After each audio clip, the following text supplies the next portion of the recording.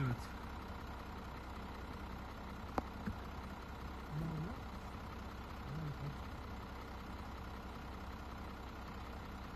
Ocağın 20'si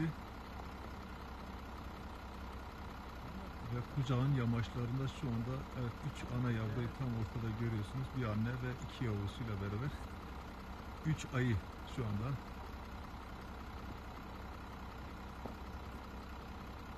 Kış mevsiminde ocağın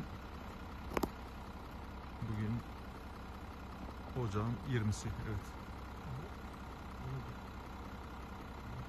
20 Ocak'ta henüz ayılar kış uykusuna yatmamış, havanın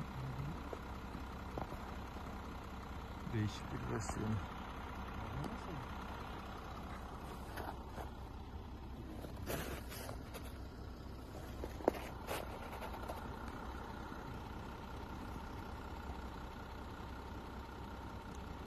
Şu an Özlüce köyünün tam üstleri, Özlüce yamaçları.